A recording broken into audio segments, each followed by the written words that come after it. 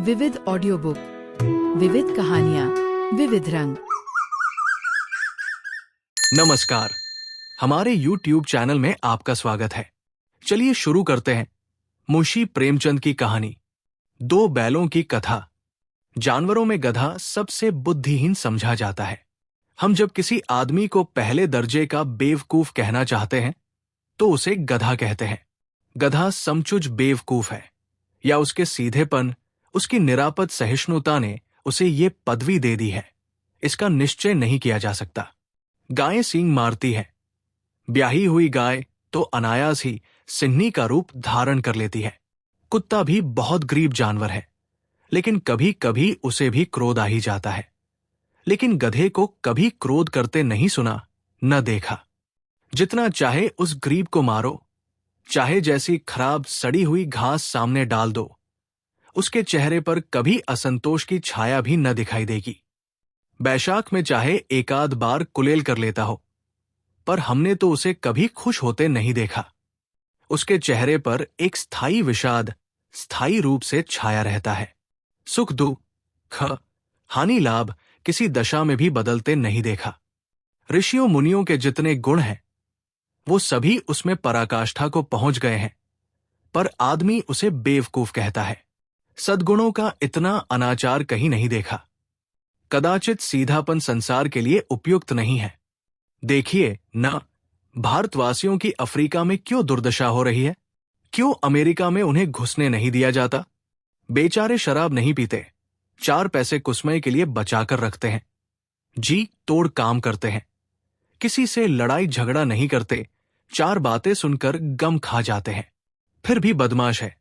कहा जाता है जीवन के आदर्श को नीचा करते हैं। अगर वे ईंट का जवाब पत्थर से देना सीख जाते तो शायद सभ्य कहलाने लगते। जापान की मिसाल सामने है। एक ही विजय ने उसे संसार की सभ्य जातियों में गणय बना दिया। लेकिन गधे का एक छोटा भाई और भी है, जो उससे कुछ ही कम गधा है, और वो है बैल।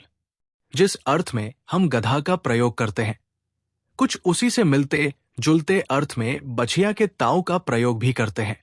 कुछ लोग बैल को शायद बेवकूफों में सर्वश्रेष्ठ कहेंगे, मगर हमारा विचार ऐसा नहीं। बैल कभी कभी मारता भी है, कभी कभी अड़ियल बैल भी देखने में आता है, और भी कई रीतियों से वो अपना असंतोष प्रकट कर देता है। अतएव उसका स्थान गधे से नीचा है। धूरी काछी के दोनों बैलों के नाम हैं हीरा और मोती। दोनों पछाई जाति के थे, देखने में सुंदर, काम में चौकस, डील में ऊंचे। बहुत दिनों साथ रहते रहते दोनों में भाईचारा हो गया था। दोनों आमने सामने या आसपास बैठे हुए एक दूसरे से मूक भाषा में विचार विनिमय करते थे। एक दूसरे के मन की बात कैसे समझ जाता था, हम नहीं कह सकते। अवश्य ही उनमें कोई ऐसी गुप्त शक्ति थी जिससे जीवों में श्रेष्ठता का दावा करने वाला मनुष्य वंचित है। दोनों एक दूसरे को चाटकर और सूंघकर अपना प्रेम प्रकट करते। कभी कभी दोनों सींग भी मिला लिया करते थे। विग्रह के भाव से नहीं, केवल विनोद के भाव से, आत्मीयता के भाव से। जैसे दोस्तों में घनिष्ठता होते ही धौल धप्पा होने लगता है। इसके बिना दोस्ती कुछ फुसफुसी, कुछ हल्की सी रहती है, जिस पर ज्यादा विश्वास नहीं किया जा सकता। जिस वक़्त ये दोनों बैल हल या गाड़ी में जोत दिए जाते थे और गरद ने हिला हिला कर चलते, तो हर एक की यही चेष्टा होती थी कि ज्यादा बोझ मेरी ही गर्दन पर रहे।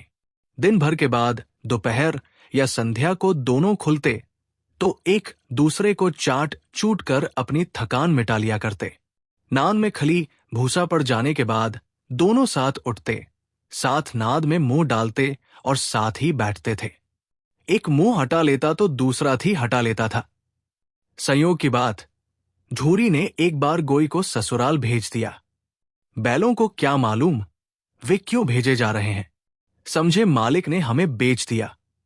अपना यो बेचा जाना उन्हें अच्छा लगा या बुरा, कौन जाने, पर झूरी के साले गया को घर तक गोई ले जाने में दांतों पसीना आ गया।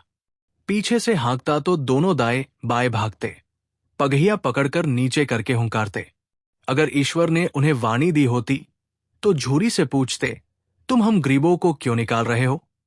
हमने तो तुम्हारी सेवा करने में कोई कसर नहीं उठा रखी। अगर इतनी मेहनत से काम न चलता था तो और काम लेते। हमें तो तुम्हारी चाकरी में मर जाना कबूल था। हमने दाने चारे की शिकायत नहीं की।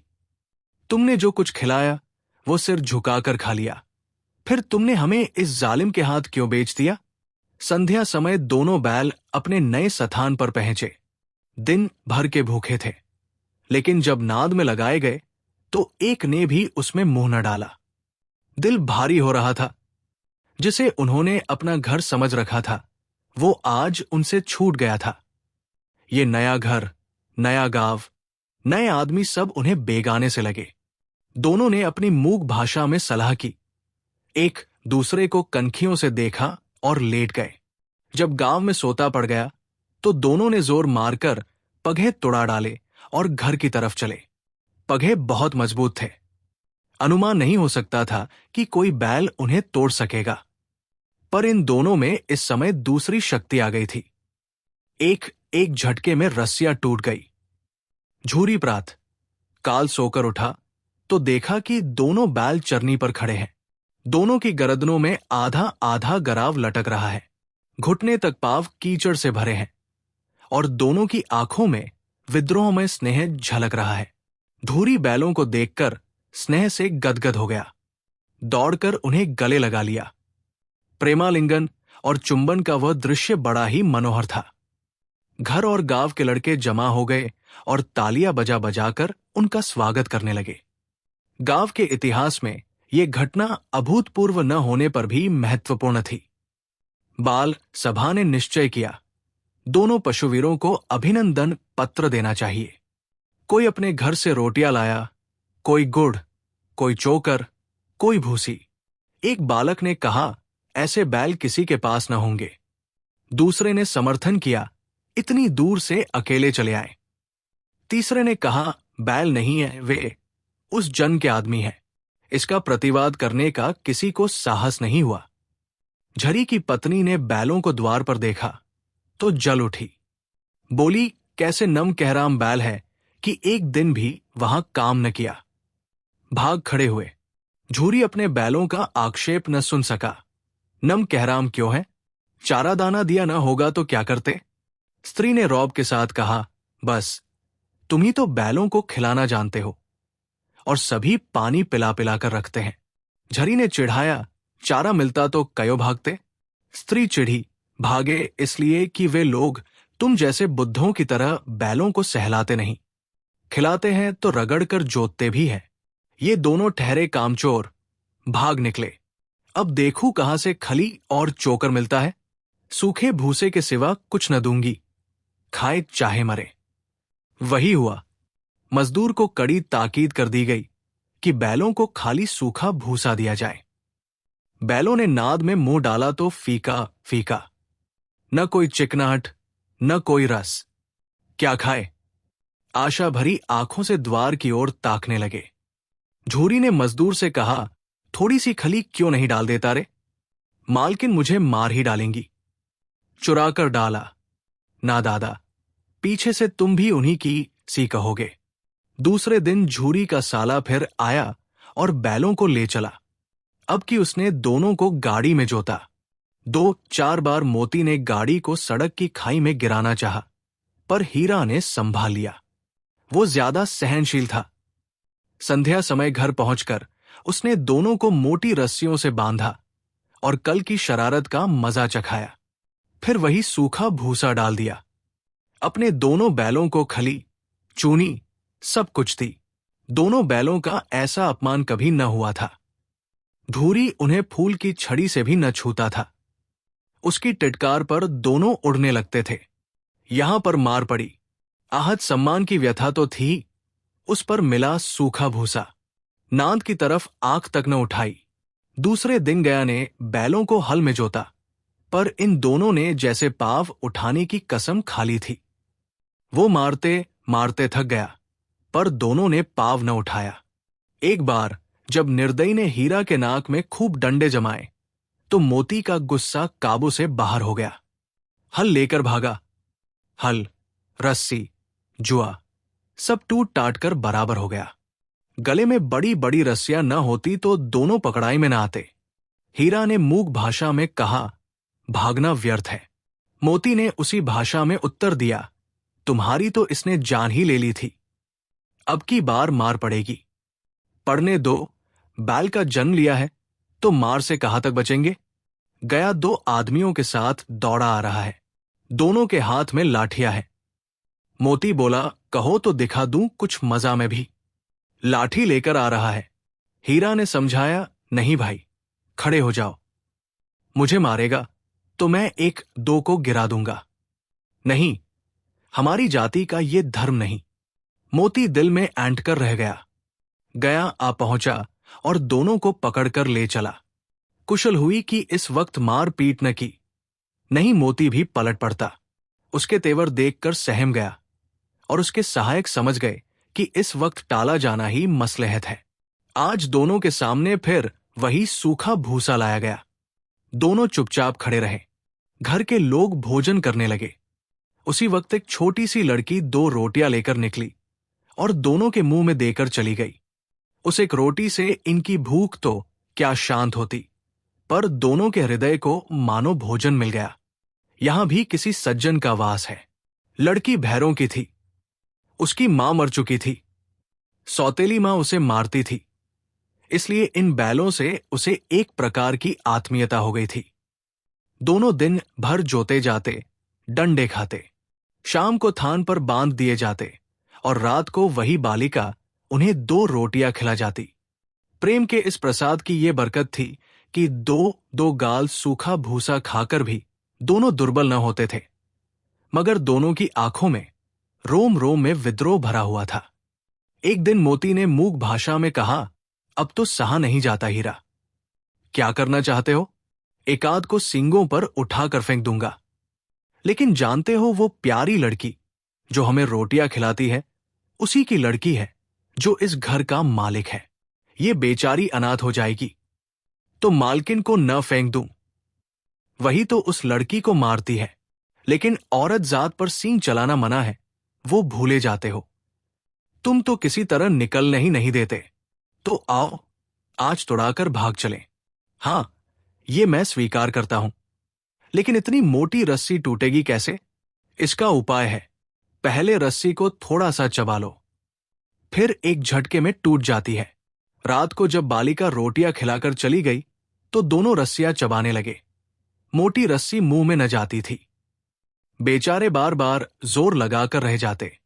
सहसा घर का द्वार खुला और वही लड़की निकली। दोनों सिर झुकाकर उसका हाथ चाटने लगे। दोनों की पूंछें खड़ी हो गई। उसने उनके माथे सहलाए और बोली, खोले देती हूं, चुपके से भाग जाओ, नहीं यहां के लोग मार डालेंगे। आज घर में सलाह हो रही है कि इनकी नाकों में नाथ डाल दी जाए। उसने गराव खोल दिया, पर दोनों चुपचाप खड़े रहे। मोती ने अपनी भाषा में पूछा, अब चलते क्यों नहीं? हीरा ने कहा, चले तो, लेकिन कल इस अनाथ पर आफत आएगी, सब इसी पर संदेह करेंगे। सहसा बालिका चिल्लाई, दोनों फुफा वाले बैल भागे जा रहे हैं। ओ दादा, दोनों बैल भागे जा रहे हैं, जल्दी दौड़ो। गया हड़बड़ाकर भीतर से निकला और बैलों को पकड़ने चला। वो दोनों भागे। गया ने पीछा किया। वो और भी तेज हुए। गया ने शोर मचाया, फिर गांव के कुछ आदमियों को साथ लेने के लिए लौटा। दोनों मित्रों को भागने का मौका मिल गया। सीधे दौड़ते चले गए, यहां तक कि मार्ग का ज्ञान न रहा। जिस परिचित मार्ग से आए थे उसका यहां पता न था। नए नए गांव मिलने लगे। तब दोनों एक खेत के किनारे खड़े होकर सोचने लगे, अब क्या करना चाहिए। हीरा ने कहा, मालूम होता है राह भूल गए, तुम भी तो बेतहाशा भागे। वही उसे मार गिराना था। उसे मार गिराते तो दुनिया क्या कहती? वो अपना धर्म छोड़ दे, लेकिन हम अपना धर्म क्यों छोड़ें? दोनों भूख से व्याकुल हो रहे थे। खेत में मटर खड़ी थी। चरने लगे, रह रहकर आहट ले लेते थे, कोई आता तो नहीं। जब पेट भर गया, दोनों ने आजादी का अनुभव किया तो मस्त होकर उछलने कूदने लगे। पहले दोनों ने डकार ली, फिर सींग मिलाए और एक दूसरे को ठेलने लगे। मोती ने हीरा को कई कदम पीछे हटा दिया, यहां तक कि वो खाई में गिर गया। तब उसे भी क्रोध आया, संभल कर उठा और फिर मोती से भिड़ गया। मोती ने देखा खेल में झगड़ा हुआ चाहता है तो किनारे हट गए। अरे वो क्या, कोई सांड डौंकता हुआ चला आ रहा है। हां, सांड ही है। वो सामने आ पहुंचा। दोनों मित्र बगले झांक रहे हैं। सांड पूरा हाथी है, उससे भिड़ना जान से हाथ धोना है, लेकिन न भिड़ने पर तो जान बचती नहीं नजर आती। इन्हीं की तरफ आ रहा है। कितनी भयंकर सूरत है।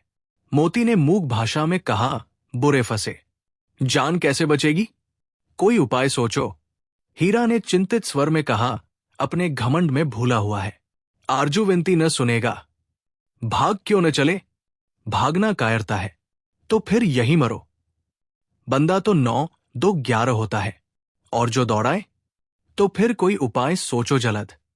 उपाय यही है कि उस पर दोनों जने एक साथ चोट करें। मैं आगे से रगेदता हूं, तुम पीछे से रगेदो, दोहरी मार पड़ेगी तो भाग खड़ा होगा। ज्यों ही मेरी ओर झपटे तुम बगल से उसके पेट में सींग घुसेड़ देना। जान जोखिम है, पर दूसरा उपाय नहीं है। दोनों मित्र जान हथेलियों पर लेकर लपके। सांड को कभी संगठित शत्रुओं से लड़ने का तजुर्बा न था। वो तो शत्रु से मल्ल युद्ध करने का आदी था। ज्यों ही हीरा पर झपटा, मोती ने पीछे से दौड़ाया। सांड उसकी तरफ मुड़ा तो हीरा ने रगेदा। सांड चाहता था कि एक एक करके दोनों को गिरा ले, पर ये दोनों उस्ताद थे, उसे ये अवसर न देते थे। एक बार सांड झल्लाकर हीरा का अंत कर देने के लिए चला कि मोती ने बगल से आकर उसके पेट में सींग भोंक दिया। सांड क्रोध में आकर पीछे फिरा तो हीरा ने दूसरे पहलू में सींग भोंक दिया। सांड क्रोध में आकर पीछे फिरा तो हीरा ने दूसरे पहलू में सींग चुभो दिया। आखिर बेचारा जख्मी होकर भाग, और दोनों ने दूर तक पीछा किया, यहां तक कि सांड बेदम होकर गिर पड़ा। तब दोनों ने उसे छोड़ दिया। दोनों मित्र विजय के नशे में झूमते चले जा रहे थे। मोती ने अपनी सांकेतिक भाषा में कहा, मेरा जी चाहता था कि बच्चा को मार ही डालूं। हीरा ने तिरस्कार किया, गिरे हुए बैरी पर सींग नहीं चलना चाहिए। ये सब ढोंग है। बैरी को ऐसा मारना चाहिए कि फिर न उठे। अब कैसे पहुंचेंगे, ये सोचो। पहले कुछ खा ले, तब सोचे। सामने मटर का खेत था ही। मोती उसमें घुस गया। हीरा मना करता रहा, पर उसने एक न सुनी। अभी 2 ही 4 ग्रास खाए थे कि 2 आदमी लाठियां लिए दौड़ पड़े और दोनों मित्रों को घेर लिया। हीरा मेड़ पर था, निकल गया। मोती सींचे हुए खेत में था। उसके खुर कीचड़ में धंसने लगे। भाग न सका, पकड़ लिया गया। हीरा ने देखा संगी संकट में है, लौट पड़ा। फंसेंगे तो दोनों फंसेंगे। रखवालों ने उसे भी पकड़ लिया। प्रात काल दोनों मित्र काजी हाउस में बंद कर दिए गए। दोनों मित्रों को जीवन में पहली बार ऐसा साबका पड़ा कि सारा दिन बीत गया और खाने को एक तिन का भी ना मिला। समझ में ही ना आता था, ये कैसा स्वामी है। इससे तो गया फिर भी अच्छा था। वहां कई भैंसें थीं, कई बकरियां, कई घोड़े, कई गधे, पर किसी के सामने चारा न था। सब जमीन पर मुर्दों की तरह पड़े थे। कई तो इतने कमजोर हो गए थे कि खड़े भी न हो सकते थे। सारा दिन दोनों मित्र फाटक की ओर टकटकी लगाए ताकते रहे, पर कोई चारा लेकर आता न दिखाई दिया। तब दोनों ने दीवार की नमकीन मिट्टी चाटनी शुरू की, पर इससे क्या तृप्ति होगी। रात को भी कुछ भोजन न मिला तो हीरा के दिल में विद्रोह की ज्वाला दहक उठी। मोती से बोला, अब तो नहीं रहा जाता मोती। मोती ने सिर लटकाए हुए जवाब दिया, मुझे तो मालूम होता है प्राण निकल रहे हैं। इतनी जल्द हिम्मत न हारो भाई। यहां से भागने का कोई उपाय निकालना चाहिए। आओ दीवार तोड़ डालें। मुझसे तो अब कुछ न होगा। बस इसी बूते पर अकड़ते थे। सारी अकड़ निकल गई। बाड़े की दीवार कच्ची थी। हीरा मजबूत तो था ही। अपने नुकीले सींग दीवार में गड़ा दिए और जोर मारा तो मिट्टी का एक चप्पड़ निकल आया। फिर तो उसका साहस बढ़ा। उसने दौड़ दौड़कर दीवार पर चोटें की और हर चोट में थोड़ी थोड़ी मिट्टी गिराने लगा। उसी समय काजी हाउस का चौकीदार लालटेन लेकर जानवरों की हाजिरी लेने आ निकला। हीरा का ये उजड्डुपन देखकर उसने उसे कई डंडे रसीद किए और मोटी सी रस्सी से बांध दिया। मोती ने पड़े पड़े कहा, आखिर मार खाई। क्या मिला? अपने बूते पर जोर तो मार लिया। ऐसा जोर मारना किस काम का कि और बंधन में पड़ गए। जोर तो मारता ही जाऊंगा, चाहे कितने बंधन पड़ते जाए। जान से हाथ धोना पड़ेगा, कुछ परवाह नहीं, यो भी तो मरना ही है। सोचो, दीवार खुद जाती तो कितनी जानें बच जाती। इतने भाई यहां बंद हैं, किसी की देह में जान नहीं है। 2-4 दिन और यही हाल रहा तो सब मर जाएंगे। हां, ये तो बात है। अच्छा तो लो, फिर मैं भी जोर लगाता हूं। मोती ने भी दीवार में उसी जगह सींग मारा। थोड़ी सी मिट्टी गिरी और हिम्मत बढ़ी। फिर तो वो दीवार में सींग लगाकर इस तरह जोर करने लगा मानो किसी द्वंद्वी से लड़ रहा है। आखिर 2 घंटे की जोर आजमाई के बाद दीवार ऊपर से लगभग 1 हाथ गिर गई। उसने दूनी शक्ति से धक्का मारा तो आधी दीवार गिर पड़ी। दीवार का गिरना था कि अधमरे से पड़े हुए सभी जानवर चेत उठे। तीनों घोड़ियां सरपट भाग निकली। फिर बकरियां निकली। इसके बाद भैंसें भी खिसक गई, पर गधे अभी तक ज्यों के त्यों खड़े थे। हीरा ने पूछा, तुम क्यों नहीं भाग जाते? एक गधे ने कहा, जो कहीं फिर पकड़ लिए जाए तो क्या हरज है, अभी तो भागने का अवसर है। हमें तो डर लगता है, हम यही पड़े रहेंगे। आधी रात से ऊपर जा चुकी थी। दोनों गधे अभी तक खड़े सोच रहे थे, भागे या न भागे। और मोती अपने मित्र की रस्सी तोड़ने में लगा हुआ था। जब वो हार गया तो हीरा ने कहा, तुम जाओ, मुझे यही पड़ा रहने दो, शायद कहीं भेंट हो जाए। मोती ने आंखों में आंसू लाकर कहा, तुम मुझे इतना स्वार्थी समझते हो हीरा। हम और तुम इतने दिनों एक साथ रहे, आज तुम विपत्ति में पड़ गए तो मैं तुम्हें छोड़कर अलग हो जाऊं? हीरा ने कहा, बहुत मार पड़ेगी, लोग समझ जाएंगे, ये तुम्हारी शरारत है। मोती गर्व से बोला, जिस अपराध के लिए तुम्हें गले में बंधन पड़ा, उसके लिए अगर मुझ पर मार पड़े तो क्या चिंता। इतना तो हो ही गया कि 9-10 प्राणियों की जान बच गई। ये सब तो आशीर्वाद देंगे। ये कहते हुए मोती ने दोनों गधों को सींगों से मार मार कर बाड़े से बाहर निकाला और तब अपने बंधु के पास आकर सो रहा। भोर होते ही मुंशी और चौकीदार और अन्य कर्मचारियों में कैसी खलबली मची, इसके लिखने की जरूरत नहीं। बस इतना ही काफी है कि मोती की खूब मरम्मत हुई और उसे भी मोटी रस्सी से बांध दिया गया। 1 सप्ताह तक दोनों मित्र वहां बंधे पड़े रहे। किसी ने चारे का एक तृण भी न डाला। हां, एक बार पानी दिखा दिया जाता था, यही उनका आधार था। दोनों इतने दुर्बल हो गए कि उठा तक न जाता था। ठठरियां निकल आई थी। एक दिन बाड़े के सामने डुग्गी बजन लगी और दोपहर होते होते वहां 50-60 आदमी जमा हो गए। तब दोनों मित्र निकाले गए और उनकी देखभाल होने लगी। लोग आकर उनकी सूरत देखते और मन फीका करके चले जाते। ऐसे मृतक बैलों का कौन खरीदार होता? सहसा एक दढ़ियल आदमी, जिसकी आंखें लाल थी और मुद्रा अत्यंत कठोर, आया और दोनों मित्रों के कूल्हों में उंगली गोदकर मुंशी जी से बातें करने लगा। उसका चेहरा देखकर अंतर्ज्ञान से दोनों मित्रों के दिल कांप उठे। वो कौन है, उन्हें क्यों टटोल रहा है, इस विषय में उन्हें कोई संदेह न हुआ। दोनों ने एक दूसरे को भीत नेत्रों से देखा और सिर झुका लिया।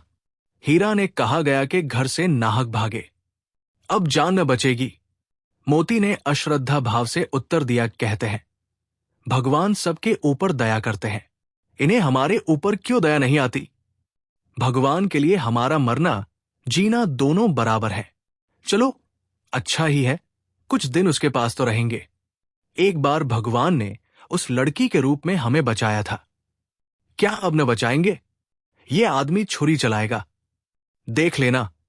तो क्या चिंता है, मांस, खाल, सींग, हड्डी सब किसी न किसी काम आ जाएंगी। नीलाम हो जाने के बाद दोनों मित्र उस दढ़ियल के साथ चले। दोनों की बोटी कांप रही थी। बेचारे पांव तक न उठा सकते थे, पर भय के मारे गिरते गिरते भागे जाते थे, क्योंकि वो जरा भी चाल धीमी हो जाने पर जोर का डंडा जमा देता था। राह में गाय बैलों का रेवड़ हरे भरे हार में चरता नजर आया। सभी जानवर प्रसन्न थे, चिकने, चपल। कोई उछलता था, कोई आनंद से बैठा पागुर करता था। कितना सुखी जीवन था इनका, पर कितने स्वार्थी है सब। किसी को चिंता नहीं कि उनके दो भाई बधिक के हाथ पड़े कैसे दूं। खी है। सहसा दोनों को ऐसा मालूम हुआ, ये परिचित राह है। हां, इसी रास्ते से गया उन्हें ले गया था। वही खेत, वही बाग, वही गांव मिलने लगे। प्रतिक्षण उनकी चाल तेज होने लगी। सारी थकान, सारी दुर्बलता गायब हो गई।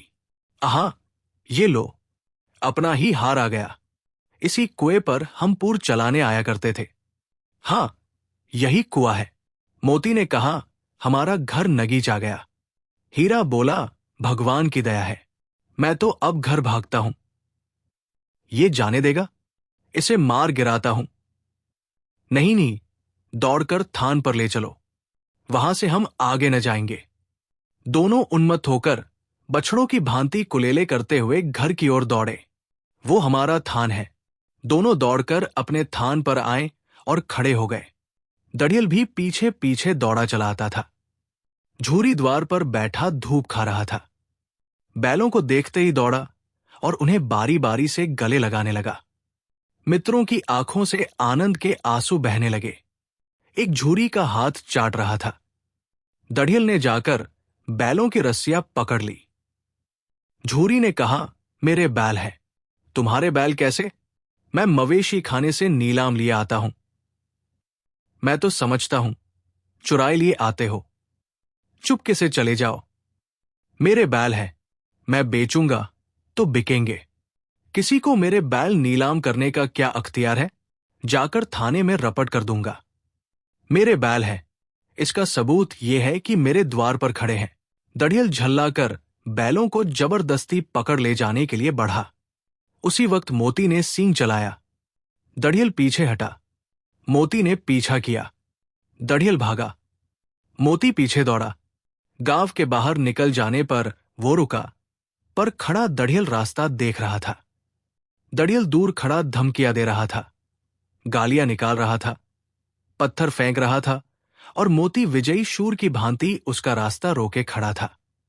गांव के लोग तमाशा देखते थे और हंसते थे। जब दड़ियल हार कर चला गया तो मोती अकड़ता हुआ लौटा। हीरा ने कहा, मैं डर रहा था कि कहीं तुम गुस्से में आकर मार न बैठो। अगर वो मुझे पकड़ता तो मैं बीमारे न छोड़ता। अब न आएगा। आएगा तो दूर ही से खबर लूंगा। देखूं कैसे ले जाता है। जो गोली मरवा दे, मर जाऊंगा, उसके काम ना आऊंगा। हमारी जान को कोई जान ही नहीं समझता, इसलिए कि हम इतने सीधे होते हैं। जरा देर में नाद में खली, भूसा, चोकर, दाना भर दिया गया और दोनों मित्र खाने लगे। झूरी खड़ा दोनों को सहला रहा था और 20 लड़के तमाशा देख रहे थे। सारे गांव में उछाह सा मालूम होता था। उसी समय मालकिन ने आकर दोनों के माथे चूम लिए। अगर आपको ये कहानी पसंद आई हो तो लाइक और शेयर करें, और हमारे चैनल को सब्सक्राइब ना किया हो तो सब्सक्राइब कर लें। अगर आप अपने पसंद की भी कोई कहानी सुनना चाहते हैं तो कमेंट सेक्शन में ज़रूर लिखें।